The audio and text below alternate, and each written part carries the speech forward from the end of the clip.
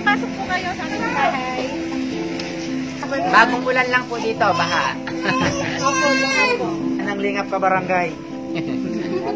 Susuungin ng baha. Opo, pasok po.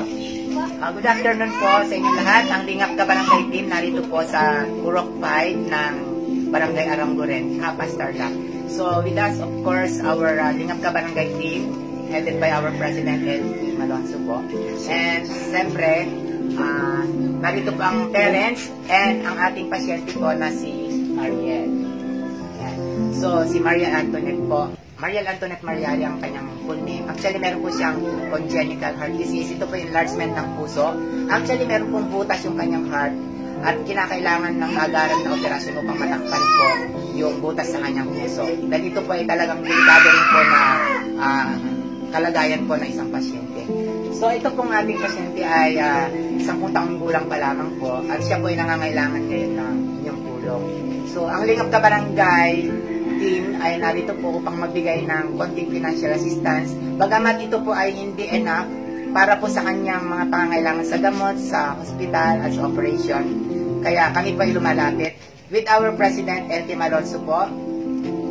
Yes po, kumakatok na naman po kami sa inyong busilak na puso.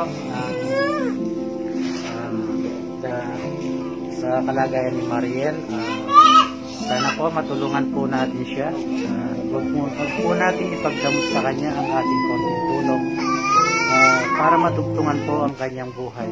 Lalo na po, delikado po ang kanyang kalagayan ngayon dahil sa paglaki ng puso at may butas pa po ito. Maraming salamat po. Ngayon pa lang po ay nagpapasalamat na po kami sa inyo dahil alam po namin na sa konting tulong niyo po ay maaasahan po. Maraming salamat po. Ako po si Mary Rose Malyari, ang nanay po ni Maria Antoinette Malyari. Una po sa lahat, gusto ko magpasalamat sa Lingap Barangay dahil po dumating po sila sa aking tahanan. Andito po sila dahil pumatok po ako sa kanilang puso at patuloy pa rin po kami kumakatok sa inyo para tulungan po ang ating anak sa pinansyal. Kahit na ito po ay malaking tulong po para sa anak ko. Maraming salamat po. Sana matulungan niyo po kami. Hello po. Ako po yung tatay ni Mariel. Nanawagan din po ako. Sana po matulungan niyo po yung anak ko na.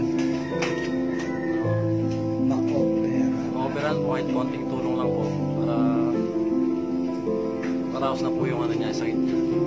So, ang operation po ni Mariel ay sa November 5 nitong 2020 sa Children's Hospital po sa Quezon City. Okay, so, panawagan po ulit na yung mga gusto pong tumulong para sa operasyon po ng bata ay pwede po kayong mag-donate or makipag-ugnayan po sa Lingap ka Barangay Team or sa parents po.